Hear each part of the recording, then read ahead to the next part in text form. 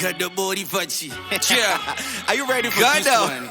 We ain't playing with Yeah. no playing. We got 2005. Tekambo stand Dennis in a window. Every night tichipurwa na mosquito. Chaunondi utachiko. Perform tichirova nsara nsinso taba mango toma nyiswa nana bingo. Grew up in the streets. Tichitamba chigosa kana kodo. Vasikana ara uru kana nodo. Now back in the streets. Vano vese vave kungoti godo. Meno shako kana uka ita godo. Champagne you never sip it.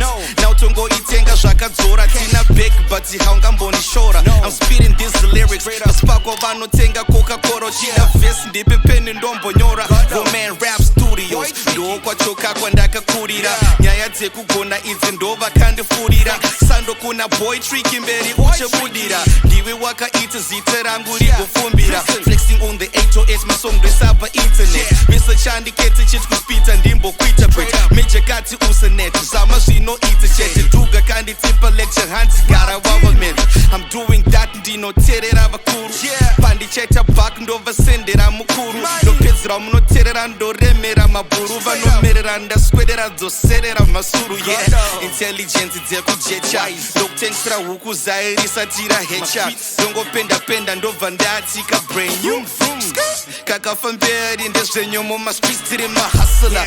Uri wangu gap ndokupasira. Kasira kwisa mari pakanaka ngwarira. Daira uchimanya unogona kutangirwa. Kavira bhora mberi ndiyo yega staira. Siso kunge fetiwa ngonjo tekiwa. Kedigwap zvimwe zvacho maye hatisekiwa. Chekutanga ziva posto rako veta check it down iri Pama Godo uchisvete chamba. Financially tiri kutanda boto. Ukandivharo watotanga boto. This ain't no game nigga. Watodya nyama ukananzva bonzo. Whether imbewa or wabata gonzo. Days ain't the same nigga. No retreat, no surrender. I'm stuck on my agenda, defender, my treasure. Hustling for more, ndo steady pakspenda. And this is where my memes and this private neptrenda. Ndoda mari inotenga kuna mwari ndotenda. My blessings for mai kuna mai mosenda. Mama vari pagroto kundisuma kuna yawe hands one day. Ndakazopisa muZimbabwe zvifaye awane. Chowiri araramise muri. Otenga mota nestendi otomisa mudhuri. Patience pays and faith is virtue. Mwari mondi blessa kunge munhu ati hensu. Ndisezviminga mpini zhetirobvira sepetru.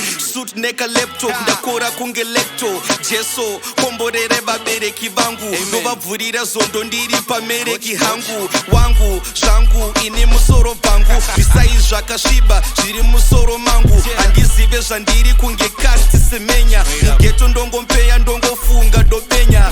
Rest in peace Mfundiso Trevor Chidewu. Plus vamwe hobo it's your boy Tidech ndine whiskey Pama Godo. Yeah, we're killing this shit, bro. We got this thing, bro.